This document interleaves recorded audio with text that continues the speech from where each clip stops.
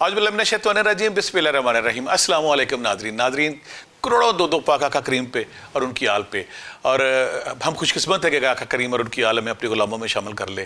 खुशकिस्मत है वो लोग जो सारी ज़िंदगी इस कोशिश में रहते हैं कि उस बड़े घराने की गुलामी, उस बड़े घराने की कनीज़ी अता हो जाए। तो नाज़रीन, जैसे मैं पहले आपसे बता दें कि मैं तसव्वुफ़ के हवाले से, रूहानियत के हवाले से हमेशा कोशिश करता हूँ ऐसे टॉपिक्स पे, ऐसी चीज़ों, ऐसी उलझे हुए सवालों पर जो आपके ज़हन को उलझाते हैं, जो आपके ज़हन को डिस्टर्ब रखते हैं, वो पुरस्रार राज रूहानियत के, तसव्वुफ़ के, फ़क्र के, दरवेशी के, जो आपके ज़हन को उलझाते रहते हैं, उस पर बात करूँ ताकि हमारे देखने वाला को कुछ रोशनी मिल सके, रहनुमाई मिल सके। आज का हमारा टॉपिक बहुत ख़ास है। हर दौर में ये पुरस्रार रहा है, हर दौर में इस पर ना इसरार के पर्दे पड़े रहे हैं। समझ नहीं आती जी क्या है, कैसे है, किन को मिलता है, किन को नहीं मिलता, इसका तरीका क्या है। हमारा आज का टॉपिक है इल्म लदुनी। इल्म लदुनी यानी कि वो इल्म जो अल्लाह की ज़ात अपने ख़ास करम से बंदों के दिलों पर अलका करती है। तो इसकी जब हम ज़ाहिरी तौर पे देखते हैं इस पर, तो हमें हज़रत अबू हुरैरा रज़ी अल्लाह तआला अन्हु की वो हदीस पाक का हमें सहारा लेना पड़ता है, जिसमें आपने कहा था कि मुझे आका करीम से दो बर्तन मिले, दो बर्तन मिल इल्म के दो मुझे मिले। एक वो बर्तन था, एक वो इल्म था जो मैंने लोगों में बांट दिया, और दूसरा वो इल्म था जो मैं अगर आपको बताऊँ तो शायद आप मेरी रग काट दें, मुझे हलाक कर दें। और आका करीम के हवाले से एक और हदीस है, आका हज़रत उमर फ़ारूक रज़ी अल्लाह तआला से कहने लगे, उमर तुम जानते हो तुमसे पहले कौमों में कुछ ऐसे लोग थे जिनके दिलों में अल्लाह की ज़ात डायरेक्ट बात डाल देते थे, और मेरी उम्मत में वो तुम हो। यानी कि इल्म के जो धारे हैं ना, जब हम इल्म के हवाले से हम बात करते हैं, इल्म वही के हवाले से आता है, कशफ के हवाले से आता है, इल्हाम के हवाले से आता है, दर्जा फरासत के हवाले से आता है। ज़ाहरी इल्म हासिल करने के लिए हमें असातिज़ा के पास, टीचरों के पास, मदरसों के पास, यूनिवर्सिटियों के पास, किताबों के पास, लाइब्रेरियों के पास, GPT फ़लाँ मुख्तलिफ हमें सारे लेने पड़ते हैं।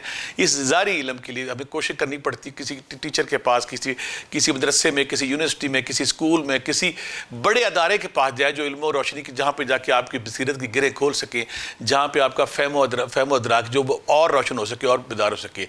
तो ये वो इल्म है जो दुनिया में रहने के लिए होता है। कुछ लोग, लेकिन जब हम अल्लाह की मार्फत चाहते हैं, अल्लाह के करीब होना चाहते हैं, अल्लाह को पहचानना चाहते हैं, अल्लाह के इलाही रंग में रंगना चाहते हैं, तो हमें यकीनन फिर इल्म लदुनी की तरफ जाना पड़ता है। इल्म लदुनी लदुन से निकला, मेरे पास से, यानी कि वो इल्म, फिर मैं बार बार कह रहा हूँ, वो इल्म जो अल्लाह की ज़ात किसी इंसान के दिल में डायरेक्ट अलका करती है, डायरेक्ट उसके दिल में डालती है। इसको इल्म लदुनी कहते हैं।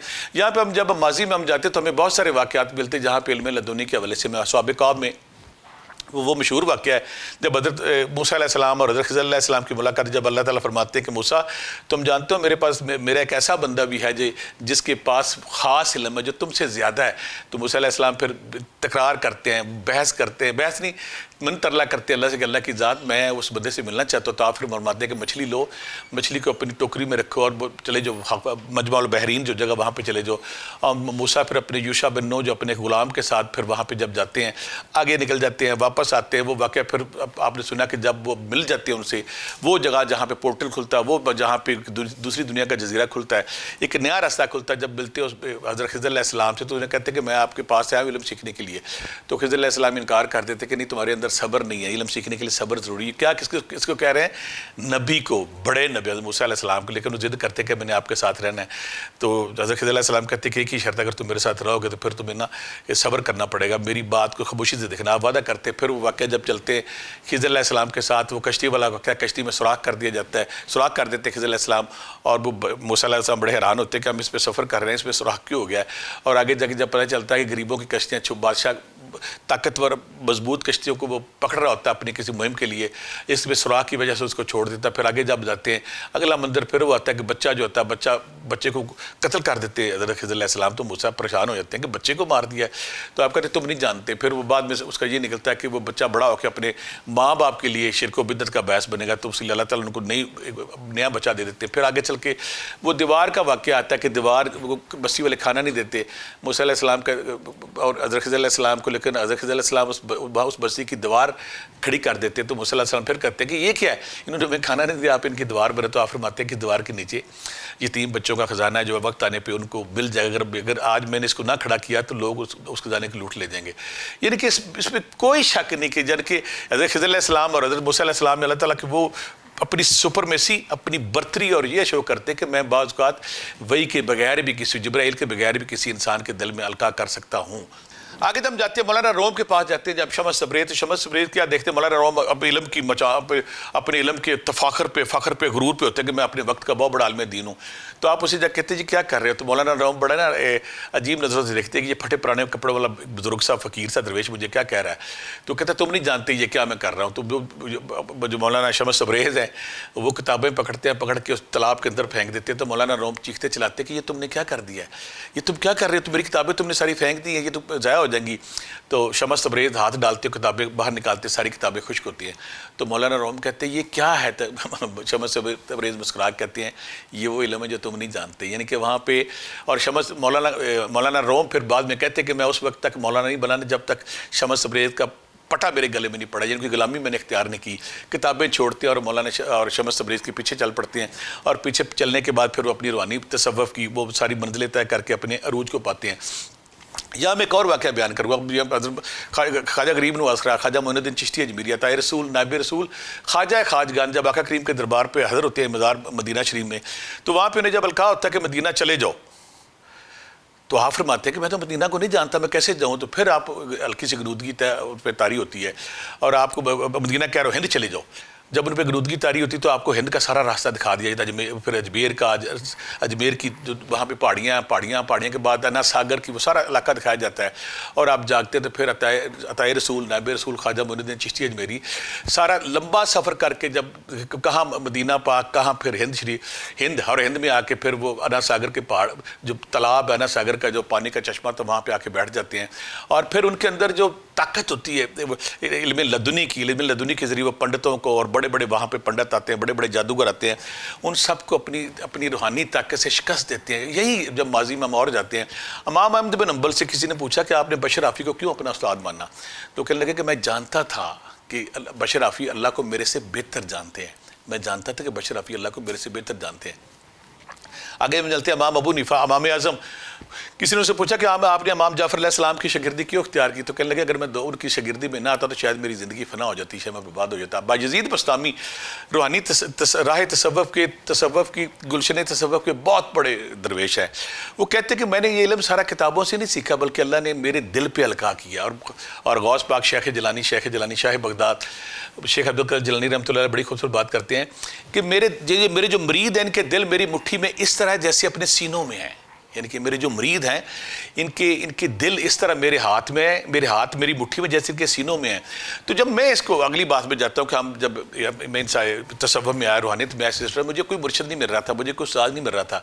میں مارا ان ڈرامے انفرادی جھوٹوں کے پاس جب گیا کوئی نہیں ملا. تو پھر میں اگر اپنی ماضی میں پیچھے مڑ کے دیکھتا ہوں، جب میں نے سفر شروع کیا تو یقین کریں وہ جو جس وقت پہ جس چیز کی ضرورت ہوتی تھی، کسی کتاب کی، کسی واقعے کی، کسی کتاب کی واقعے کی، کسی مراقبہ کرنا ہے، آپ سے دم کرنا ہے، کون سی تسبیح کرنی ہے، کون سا وظیفہ کرنا ہے، اللہ کی ذات نا ایک غیر محسوس طریقے سے آپ کی رہنمائی کرتی رہتی. تو ہم کہہ سکتے ہیں جو علم لدنی ہے یہ اللہ کا خاص نور، اللہ کی خاص روشنی، اللہ کا خاص علم ہے جو اللہ اپنے پسندیدہ بندوں کو ہر دور میں، اگر کوئی پہاڑ پہ، اگر کوئی جنگل میں، اگر کوئی سمندر میں، کسی جگہ پہ ہے وہ پھنس گیا تو اللہ کی ذات اپنے اس خاص سسٹم کے تحت اس کے دل پہ القاء کر کے اس کو راستہ دکھاتا ہے، اس کو روشنی دکھاتا ہے، اس کو نور دکھاتا ہے. تو خوش قسمت ہوتی ہے اس دنیا میں وہ لوگ جن پہ اللہ تعالیٰ کا یہ کرم ہوتا ہے، جن پہ اللہ تعالیٰ کی یہ روشنی، یہ نور، یہ انوارات کی بارش اس کے لطیفہ قلب پہ ہوتی ہے. اب یہاں پہ ایک سوال اور بنتا ہے کہ یہ مان لیا کہ یہ علم لدنی ہے، لیکن علم لدنی کن کو حاصل ہوتا ہے؟ وہ کون خوش قسمت لوگ ہیں جن کو علم لدنی حاصل ہوتا ہے؟ علم لدنی حاصل کرنے کے لیے میں پھر کہہ دیتا ہوں کہ آپ کو وہ جسم تیار کرنا پڑے گا. ہم نا ظاہری جسم پہ بڑا جاتے ہیں، ہمارے ظاہری جسم کے اندر کھاتے پیتے اٹھتے بیٹھتے سارے کام کرتے ہیں. ہمارے اندر ایک باطنی جسم بھی ہے. باطنی جسم کے اندر ہمارے روحانی یونٹس ہیں، روحانی جن کو لطائف سطح کہتے ہیں، جن کو چکراس کہتے ہیں، جو ہمارے وہ روحانی یونٹس جب ہم ریاضت سے، جب ہم مجاہدے سے، جب ہم عبادت سے، جب ذکر اذکار سے، اب سے دم سے، تزکیہ نفس سے ان روحانی یونٹس کو آن کرتے ہیں تو پھر یقین کریں کائنات میں جو سپر کمپیوٹر، اس کو سپر کمپیوٹر سے ہمہ وقت انفارمیشن کا ایک سلاب زمین پہ گرتا ہے. تو وہ لوگ جن کے اندر انٹینا آن ہو جاتا ہے، وہ جن کے لطائف آن ہو جاتے ہیں، جن کے لطائف لطیفہ قلب ہے سری جو مختلف لطائف ہے، کس دن پھر اس پہ بات کریں گے، جب آن ہوتے ہیں تو پھر وہ ریسیونگ حالت میں آ جاتے ہیں. تو میں کہہ سکتا ہوں کہ ہر انسان کے اندر کہیں نہ کہیں انٹینا لگا ہوا، ہر انسان کے اندر کہیں نہ کہیں وہ یونٹ آن ہے. لیکن جب کوئی درویش، جب کوئی سالک، جب کوئی راہ تصوف کا، راہ سلوک کا بندہ جب ان پہ محنت کرتا ہے، ہے, ذکر اذکار کرتا ہے, تزکیہ نفس کرتا ہے, تکبر کو, نفرت کو, شہوت کو, لالچ کو, غرور کو, ظلم جبر کو جب صاف کرتا ہے اور اپنے اندر محبت ڈالتا ہے, اخوت ڈالتا ہے, پیار ڈالتا ہے, عاجزی ڈالتا ہے, انکساری ڈالتا ہے, ذکر اذکار کرتا ہے, درود پاک پڑھتا ہے, درود پاک پڑھنے کے ساتھ پھر وہ ذکر اذکار کرتا ہے. آقا کریم نے یہاں پہ کلیئر کر دو, آقا کریم فرمایا تھا کہ میں علم کا شہر ہوں اور مولا علی سرکار حضرت علی رضی اللہ تعالیٰ عنہ شہر کے دروازے ہیں. اگر ہم کوئی بھی بندہ چاہتا ہے کہ وہ علم لدنی حاصل کرے, وہ خاص علم حاصل کرے, حضرت علی رضی اللہ تعالیٰ کا وہ بات مشعل راہ ہمارے لیے کہ میں زمین کے راستوں سے زیادہ آسمان کے راستوں کو جانتا ہوں, اور اس کے جن کہ مجھے پتہ ہے کہ آسمان کے راستے کہاں راستے ہیں, کہاں سے اوپر جانا ہے. یعنی کہ ہم کہہ سکتے ہیں کہ اگر ہم کوئی نیا طالب علم, کوئی نیا اسٹوڈنٹ, کوئی رائے سلوک کا نیا بندہ اگر وہ چاہتا ہے کہ میں علم لدنی حاصل کروں, میں ان خاص بندوں میں علم لدنی حاصل ہونے کے بعد آپ سے کرامات سرزد ہوتی ہیں. آپ دیکھنے والے مریدوں کو آنے والی بات جب بتا دیتے ہیں, ان کی تربیت ہو جاتی ہے, ان کی اصلاح ہو جاتی ہے, وہ سمجھتے ہیں کہ میرا مرشد اس قابل ہے کہ وہ میرا حال بال پڑھ رہا ہے. جب کوئی روحانی طالب علم ذکر اذکار کرتا ہے, تزکیہ نفس کرتا ہے, پھر درود پاک پڑھتا ہے, استغفار اللہ پڑھتا ہے, اور مولا کائنات کی غلامی کا پٹا اپنے گلے میں ڈال دیتا ہے اور اہل بیت کی محبت کو اپنے حرز جاں بنا لیتا ہے, تو یقین کرے اس کے پھر مراقبہ ذکر اذکار کے بعد اس کے روحانی جنوٹ جب آن ہوتے ہیں تو لطیفہ قلب پہ انوارات کی بارش ہوتی ہے. میں آج آپ سے وہ بھی شیئر کروں گا کہ وہ کون سا وظیفہ ہے. اگر آپ تزکیہ نفس کر لیتے ہیں, مراقبہ کرتے ہیں, تزکیہ نفس کے بعد اگر ذکر اذکار کرتے ہیں, ذکر اذکار کے ساتھ آپ حبس دم اور جو مختلف مشقیں کرنے کے بعد اپنے جسم کو کثافت سے لطافت میں ڈالتے ہیں, تو پھر یقین کریں آپ بھی ان خوش نصیب لوگوں میں شامل ہو جاتے ہیں. لیکن یہاں پہ میں یہ کلیئر کر دوں کہ جس کے اندر عاجزی ہوگی, جس کے اندر اکثاری ہوگی, جس کے اندر نرمی ہوگی, جس کے اندر خدمت خلق کا جذبہ ہوگا, جو اپنی ذات, اپنی انا کے وجود کو توڑ چکا ہوگا, تو رب ذوالجلال پھر اس پہ کرم کرتے ہیں, پھر اس کو وہ نور عطا کرتے, وہ روشنی عطا کرتے. تو میں وہ ورد بھی آپ سے شیئر کروں گا. اگر آپ تزکیہ نفس کر لیتے ہیں, اپنے سینے کو نفرت سے, کبر سے, کمینگی سے, جھوٹ سے, فراڈ سے, تکبر سے اگر آپ بچا لیتے ہیں اور اس میں نرمی, عاجزی, انکساری بھر لیتے ہیں, اور پھر آپ یہ ورد جب کریں گے انشاءاللہ آپ کے لطیفہ قلب پہ انوارات کی بارش ہوتی ہے. یقین کریں روحانی وائرلیس کی طرح اللہ کے پیغام آپ کے لطیفہ قلب پہ گرتے ہیں. جب آپ کا شیشہ صاف ہو جائے پھر شکل صاف نظر آتی ہے. وہ کہتے ہیں نا دودھ کسی پاک برتن میں آتا, تو جب تک آپ کا لطیفہ قلب, آپ کا روحانی لطائف, آپ کے روحانی یونٹس آن نہیں ہوتے, تو یہ جو علم ہے وہ حاصل نہیں ہوتا. دنیاوی علم تو ہم استادوں سے, یونیورسٹیوں سے, مختلف جگہوں سے حاصل کر سکتے ہیں, لیکن جو علم لدنی اس کے لیے اس کا اہل ہونا پڑتا ہے. جب آپ اس کے اہل ہوں گے, جب اس کے قابل ہوں گے, تو پھر جب لطیفہ قلب صاف کر لیں گے, تزکیہ نفس کے بعد اپنے وجود کی ٹرمنگ کر لیں گے, تو پھر آپ اس قابل ہوں گے کہ اللہ کے انوارات روحانی وائرلیس کی طرح آپ کے دماغ پہ, آپ کے دل پہ, لطیفہ قلب پہ گرتے. پھر آپ کو وہ انفارمیشن ملتی ہے جس کو دیکھ کے, جس کو سن کے لوگ حیران ہو جاتے ہیں کہ یہ نارمل بندہ ہے, لیکن اس کو آنے والے وقت کا کیسے پتہ چل. میں کہتا ہوں کہ پھر وہ جب نور آپ کو عطا ہوتا ہے, پوری کائنات آپ کی ہتھیلی پہ ہوتی ہے اور پوری کائنات کو دیکھ رہے ہوتے ہیں. لیکن یہاں یہ بھی کلیئر کر دوں, یہ صرف اور صرف اللہ کی عطا ہے. کسی انسان میں یہ طاقت, کسی انسان میں یہ صلاحیت نہیں. اللہ کی ذات جب چاہے یہ انوارات کی بارش روک لے, جب چاہے انوارات کی بارش جاری و ساری کر دے. اگر کوئی یہ بندہ کہتا ہے کہ یہ میری ذاتی ہے, تو یہ غلط فہمی کا شکار ہے. صرف اور صرف اللہ کا نور ہے. وہ کسی لیبارٹری میں, کسی شاعر کو, کسی نثر نگار کو, کسی کتاب والے کو, کسی سائنٹسٹ کو, کسی بھی وقت انسانی فلاح کے لیے اس کے دماغ میں القاع کر کے کوئی خاص علم, کو خاص نور, چند قطرے ڈال کے اس کو روشنی دے سکتا ہے. اب ہم اس ذکر اذکار کی طرف آتے ہیں. جس ذکر اذکار سے آپ کے اندر وہ روشنی, وہ نور, وہ لطیفہ قلب جب صاف ہوتا ہے, آپ کو وہ روشنی عطا ہوتی ہے. آپ سمپل آپ نے بیٹھ جانا, بیٹھنے کے بعد 11 دفعہ دروشی پہلے, 11 دفعہ دروشی بعد میں, یا لطیفو یا علیمو یا خبیرو, علیمو عین سے, یا لطیفو یا علیمو یا خبیرو, اگر آپ 11 تسبیح روزانہ پڑھتے ہیں اور پڑھنے کے بعد مراقبے کی حالت میں بیٹھتے ہیں اور آپ کا سینہ نفرت تکبر غرور سے پاک ہے, تو یقین کریں کچھ عرصے بعد آپ کو اندر انفارمیشن آنی شروع ہوتی ہے. لیکن یہاں میں ایک بات کلیئر کر دوں, اگر آپ کو انفارمیشن جب آنی شروع ہو جائے تو شیطان بھی ہمیں وقت وہاں پہ اٹیک کردہ مدے پہ. ایسی ہر انفارمیشن, ایسا ہر خیال جو شریعت محمدی کے خلاف ہے, مثلا آپ کو خیال آتا ہے کہ نماز چھوڑ دو, بالکل نہیں ماننی. آپ کو خیال آتا ہے کہ داڑھی نہیں رکھنی, بالکل نہیں ماننی. اسلام کے خلاف کوئی بھی بات شریعت کے مطابق اگر آتی ہے تو وہ آپ کا جو القاء ہے, جو الہام ہے, جو درجہ فراست ہے آپ کا, جو آپ کے اندر کشف آ رہا ہے, وہ غلط ہے. اس کو آپ نے ایکسیپٹ نہیں کرنا. ہم نے وہی چیز ایکسیپٹ کرے وہ بندہ جس پہ یہ ہوتا ہے کہ شیطان آپ کو ورگلائے گا. بے شمار دنیا میں گمراہ صوفی کیوں پیدا ہوتے ہیں, جب اس کا لطیفہ قلب پہ انوارات کی بارش ہوتی ہے, خیالات آنے شروع ہوتے ہیں, تو وہ کلیئر نہیں کر پاتا, وہ دیکھ نہیں پاتا کہ یہاں پہ سچ کیا ہے, جھوٹ کیا ہے. کوئی بھی ایسی بات جو اسلام کی بنیادی تعلیمات کے مطابق، اللہ کے احکامات کے مطابق، جو آقا کریم کی شریعت سے متصادم ہے، اس کے ہٹ گیا ہے، وہ بالکل قابل قبول نہیں، اس کو آپ نے رد کر دینا۔ ہاں وہ چیزیں جو اللہ کی شریعت، اللہ کے مذہب اور دین اسلام اور آقا کریم کی شریعت کے مطابق، تو ان کو ایکسیپٹ کرنا ہے۔ لیکن یہاں پھر بار بار میں بھی کہتا ہوں کہ ہر خیال جو وہ سچا نہیں ہو سکتا۔ ہاں آپ پاکی میں طہارت میں رب کے قریب ہو گئے تو پھر آپ اس پوزیشن میں آ جاتے ہیں کہ آپ کا ہر خیال ہوتا ہے۔ یا 11 دفعہ دروشی پہلے، 11 دفعہ دروشی بعد میں، اپنے لطیفہ قلب کو صاف کر کے، اپنے سینے کو نفرت، تکبر، غرور سے صاف کر کے آپ یا لطیفو یا علیمو یا خبیرو 1100 بار پڑھتے، آنکھیں بند کر کے، اور اپنا دھیان دل کی طرف متوجہ رکھتے، تو یقین کریں کچھ عرصے بعد آپ پہ بھی علم لدنی کے دروازے کھلنا شروع ہو جاتے ہیں، کھڑکیاں کھلنا شروع ہو جاتی ہیں، دریچے کھلنا شروع ہوتے ہیں، اور آپ پہ ورانی ویرلس کی طرح، ایک سیلاب کی طرح، آپ پہ بارش کی طرح انفارمیشن گرتی ہے، اور صوفی پھر اس انفارمیشن کو خدمت خلق کے لیے استعمال کرتا ہے۔ اس دعا کے ساتھ کہ اللہ تعالیٰ بھی آپ کو ان نیک بندوں میں شامل کرے جو علم لدنی کی جنہوں نے حاصل کیا۔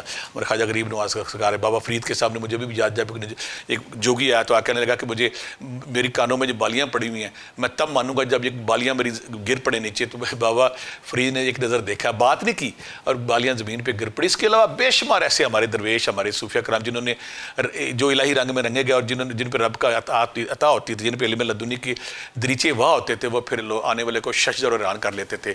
آخر میں اس دعا کے ساتھ اگر اس دعا کے ساتھ کہ اللہ تعالیٰ آپ ان نیک لوگوں میں شامل کرے۔ میری ویڈیو اگر آپ کو یہ ویڈیو پسند آتے ہیں، اس کو لائک کریں، سبسکرائب کریں، دوسروں کو شیئر کریں، اور انشاءاللہ اگلی ویڈیو میں آپ سے پھر ملاقات ہوگی بہت ساری دعاؤں کے ساتھ۔ اللہ حافظ۔